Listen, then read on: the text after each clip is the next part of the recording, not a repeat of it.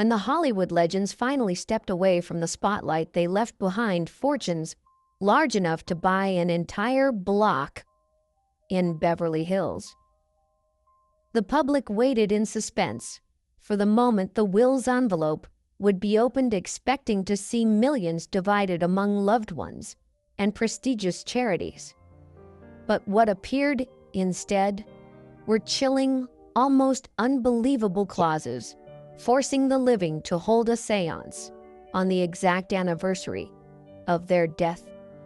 Treasures hidden in a safe under the deceased's name since 1923, or a bequeathed object deemed cursed with instructions to bury it deep in the ground that very night. So who were they? And what could drive these powerful stars to leave the world with wills so bizarre that Hollywood is still buzzing about them today? Let's find out in today's video. 1. Elizabeth Taylor. The treasure trove of jewelry, divided by strange criteria. Mention Elizabeth Taylor, and Hollywood instantly conjures the image of a legend with rare violet eyes, 8 tumultuous marriages, and a diamond collection dazzling enough to make the entire world swoon. For decades, she was not only a movie star, but also the queen of jewelry in Hollywood, amassing precious stones each tied to a love story, a brief marriage, or a scandal that once blazed across the front pages of the New York Times or Vanity Fair. And yet the biggest shock Elizabeth Taylor left behind was not the glitter of the red carpet, but her will revealed after she passed away on March 23, 2011 in Los Angeles. When her attorney, John C. Branca, opened the sealed envelope in front of family and the press, the room fell utterly silent. Her jewelry collection, worth over $150 million, was not divided based on monetary value nor on blood ties. Instead, Elizabeth Taylor chose a method so strange it was almost unbelievable. She based the division on the energy of each piece and the compatibility she felt between the item and the recipient. The legendary 33-carat Krupp diamond, the eternal love gift Richard Burton gave her in 1968, and considered the crown jewel of her life, did not go to any family member.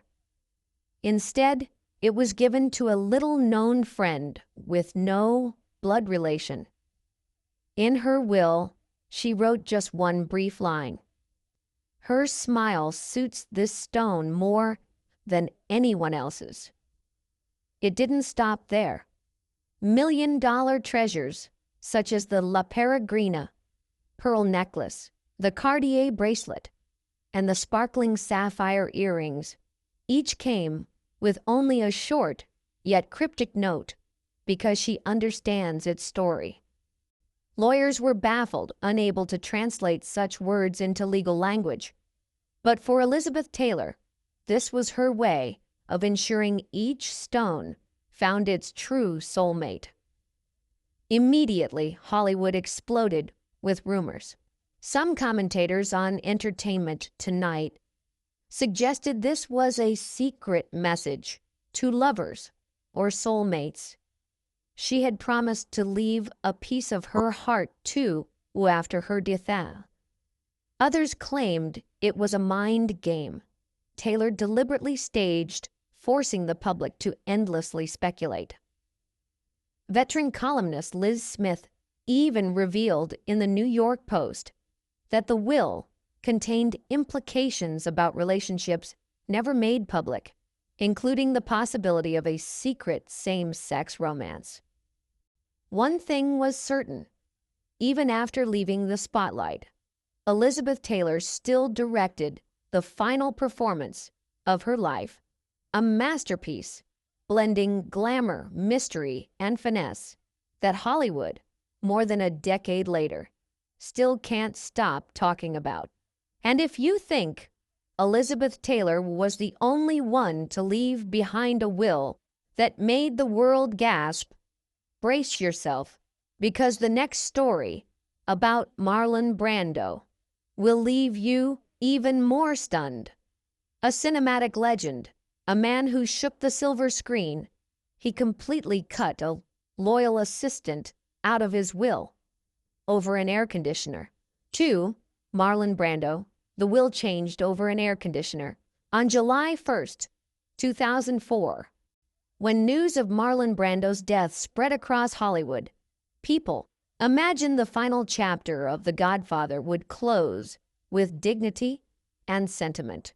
But weeks later, when attorney John Howard read the will in his Los Angeles office, the heavy silence in the room quickly gave way to incredulous whispers. Angela Borlaza, the woman who had been by Brando's side for nearly 2 decades, had completely vanished from the inheritance list. This was all the more baffling, given that everyone knew Angela was not just a housekeeper, but Brando's right hand. She had followed him all the way to his island of Tetiaroa in Polynesia, living in wooden houses scented with sea air, tending to his every meal and drink, and knowing secrets Brando had never told anyone else. In 1999, the Los Angeles Times even called her the only woman who knows what Brando really eats every night and dreams every morning. So, why was someone so close cut out so mercilessly? According to an anonymous witness, it all began with an air conditioner. One sweltering afternoon in the dry season on Tetiaroa, Angela hired a technician to install an air conditioner in Brando's bedroom, saying it will help you sleep better. But when Brando discovered it, he became so furious, he smashed a glass of water on the floor and shouted, "You've just killed the breath of this place." To Brando, the air conditioner wasn't just an appliance, it was an intruder, a symbol of the artificial world he had always tried to escape. He believed artificial cold would ruin the energy of the room, and from that moment on, Angela was no longer someone he trusted. Sources from The Hollywood Reporter confirmed Brando amended his will just days before his death, striking Angela's name with his own hand and replacing her with a distant relative he barely knew. Stranger still, according to a former island employee, Brando also ordered the air conditioner removed that very night and buried under a palm tree, as though it were a cursed object. The act shocked everyone in his circle. They knew Brando could be eccentric, but cutting out someone who had been there for life over a cooling device and treating it like contraband was beyond imagination. The story became a hot topic in Variety People and even on Entertainment Tonight, where one reporter remarked, "If an air conditioner can change Marlon Brando's will, then in Hollywood, nothing is impossible." And indeed, nothing was impossible. The next person, Cary Grant, proved it with a bizarre move of his own. 3. Cary Grant, the mysterious sums left to a special friend, with a face seemingly carved from marble, a deep voice, and the kind of elegance that made women of the golden era swoon. Cary Grant was the embodiment of the perfect gentleman. But behind that polished exterior, Hollywood whispered about a private life full of mysteries which Grant himself never publicly explained for more than half a century. On November 29, 1986, when Cary Grant died in Davenport, Iowa, his will quickly became front-page news.